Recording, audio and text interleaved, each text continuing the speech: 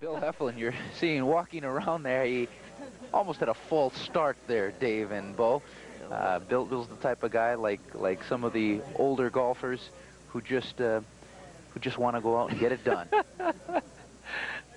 What a great attitude, I'll tell you. Marianne, by the way, this year, after 4 years of bowling, is averaging 187.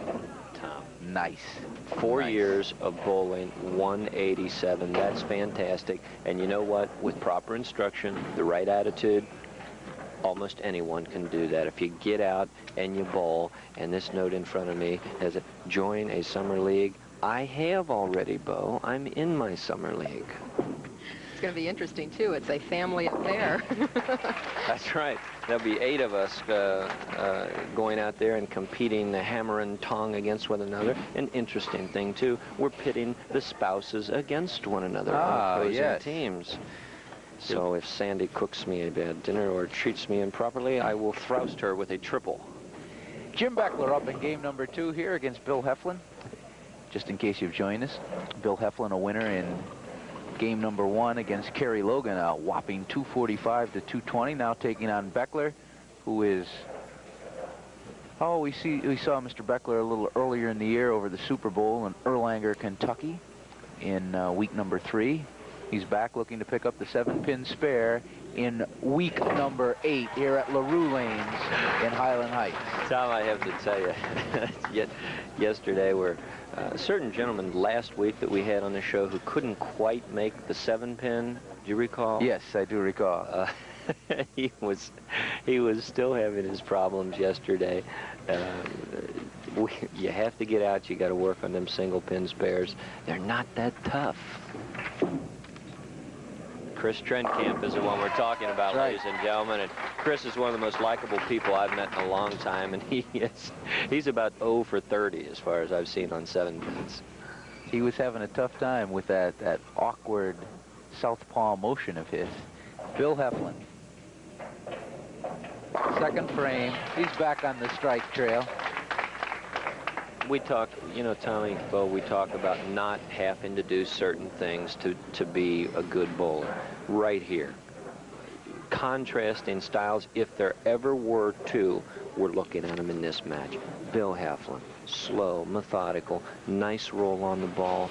Nothing fancy, just hits his target time after time again. Same roll, 4-inch strikes, 10 pins in the pit. Now, Jim, on the other hand, contorts a little bit. He straps the ball, he revs it up, he throws it out, and he throws pins all over the place. You don't have to be something special to be a good bowler. Just get out and bowl. 24-year-old from Kingpin Lanes does his bowling over there. His mechanic over there, Bo. That's correct. Very good one, I understand. And, you know, Jim rode a 300 game last week during the qualifying to be here on the show today, and we are going to present him with a ring on behalf of LaRue Lanes. Here, we'll take a look at it. Let's watch the replay. Let's watch the reaction. He trips out the 6-8. Now watch the headpin. Goes straight back, sends a 3 to the wall. The 3 kicks out the 6. He likes it. We like it. The match is all tied up.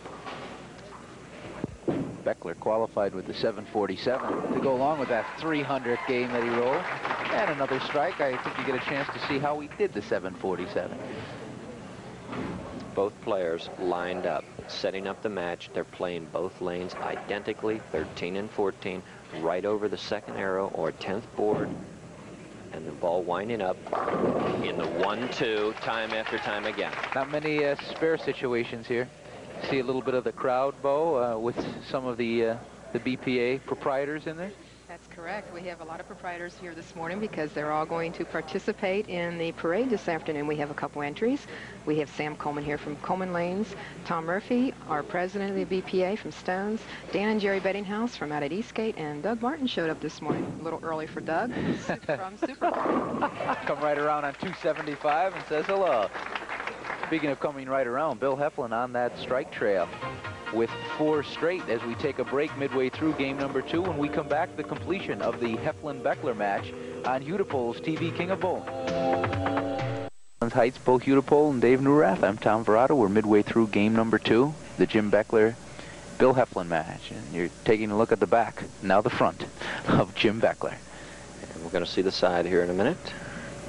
The big southpaw. Right there, and another absolutely perfect shot. The pride of New Richmond, mechanic over at Kingpin Lanes, Jim Beckler. Gets the most use out of all the pins, I guess, a shot like that. Are you the frustrated big-time wrestling announcer or something? Sometimes when you do that, no, I'm not. Believe me, I'm not a wrestling aficionado. Beckler on the left lane. Oh, look out! He almost got away with it. Big smile on his face after that. I guess you feel almost relieved when you come away with only one pin standing, Dave. I guess that was big 4 written all over it. Then it wound up as a 4-7. Then it wound up as a 4-pin. Yes, that was a break. Look out! Ooh.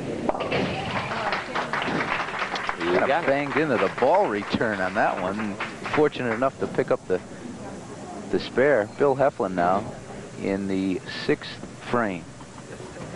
Did either of you see the PBA King Louis Open yesterday?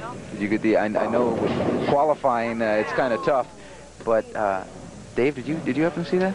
I did not see it, but I've heard about it, and I've seen similar situations. Unbelievable. Tried to give it away on numerous occasions, and he still winds up with the title. Just to back it up a little bit, as we see Bill Heflin try to pick up the 10-pin spare here in the 6th. Mark Baker had it all but one in the 10th frame. He left the 2-8 and was only able to take out the 2. So it opened the door for Walter Ray Williams, who had won last week, and all he had to do was get a mark in the 10th frame, and he left the 8-10. And ended up losing by 6 pins, but it was the I don't want it, you can have it type of game, and Baker won it by 7 pins. Bill Heflin, a strike. To back up just a minute on Walter Ray, he's a world champion horseshoe pitcher. Okay, now let's back all this up and put it into perspective. Why is he so good? He's made 7 telecasts. No, he's made 5 out of the last 7 telecasts. What's that mean? Your arm swing is important in the game of bowling, and we alluded to it in our tip. And ladies and gentlemen, I can't say it enough. The arm swing might be the one most important thing that you can do, because Walter Ray is making a lot of money out there because his arm swing's straight. He won last week's and finished 2nd in this week. Just take a look at the score. Very tight. 1-pin advantage. Oh!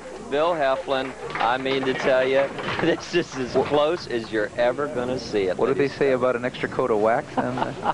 Look at that. Let's take a look at it here. Oh! 1/8 of an inch. Just kissed it right down.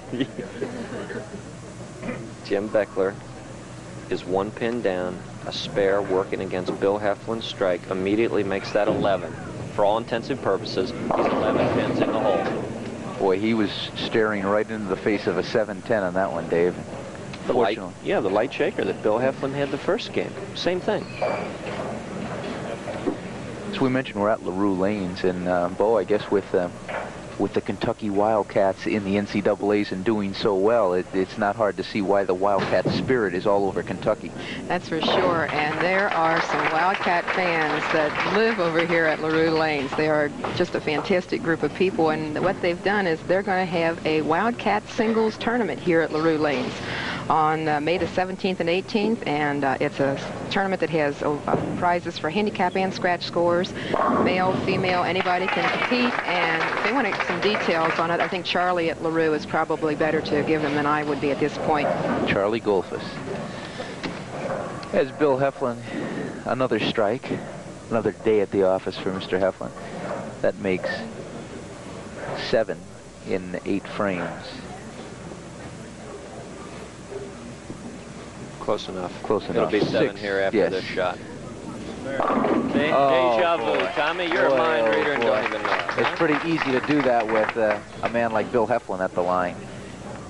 The all-important 9th frame, completing 3 in a row, puts Bill Heflin in the driver's seat. Jim Beckler has one and only one chance, and that's to throw the next 4 strikes. He's got to have this one. Well, he heard you, Dave. There's 1 of 4. You can't look at the whole picture. You have to take it frame by frame. Now the winner of this match goes on, and Bo, I don't know how many more weeks Greg Lothian can ward off this competition as you get a chance to see the score there. It's tight. Beckler needs 4 strikes to win it. Greg has been on an unbelievable king in 4 weeks running. When was the last time? I've only been in Cincinnati 2 years, but we never had a king that went past 3 weeks. Not in the last few years. We did have a 10-week reign by Dave Newkirk some years ago. Who? Everybody thought it was Dave Newrath because Newkirk and Newrath were so close. We bowled in several leagues together, and it was a running joke for a while. I'd shoot a 700, and he'd get his name in the paper. He'd shoot a 700, and I'd get my name in the paper. There you see it. He's finishing out with a potential strike here. We'll give him 227. Bill Heflin, going into the 10th frame, already has 228 with any sort of a pin count. There you see the split screen. Nice touch by Calvin, our director. Calvin Washington and the boys putting on another fine show here on this day before St. Patrick's Day. You get a chance to, as we mentioned a little bit earlier about the green shirts, Bo, boulders always look sharp every week. Well, you know, we have a company that's working with the BPA and has been for as many years as we can remember, and that's the Howe Manufacturing Company. They make extra effort to get the bowling shirts to us every week. We call them on Monday, and by Friday the shirts are ready. And I mean, sometimes they have to order them from out of town, and they have to really go to a lot of extra work to get them here. What's the name of the guy that does that service for us? Jim Chastang. Jim Chastang. And his sons, Dennis and Scott. Jim's been around for a long time. I've ordered several bowling shirts. In my younger years, I even perhaps ripped 1 or 2 of them. Through no fault of his, that's for sure. Dave Newrath, who's since mellowed, but we may see that young lion come out next week if the name still stays on the board. That would be. You kind of like Stumps lanes, don't you, Dave? You have a certain partiality to those lanes. I've had the good fortune of holding the high house average over there for, well, since week 1 of our bowling season. Currently averaging 215, which I think is like second high in the city. I don't know. I just really enjoy the small house feel there, and bowling with some people I really enjoy. It's a great game. Well, we wish you the best of luck next week. As game number 2 is history in week number 8 of Hudepohl's TV King of Bowling. Bill Heflin, a winner in this one at 268, 1 pin shy of the high score this year on TV King. He'll go on to take on the king for 4 weeks running, Greg Lothian, when we come back right after this.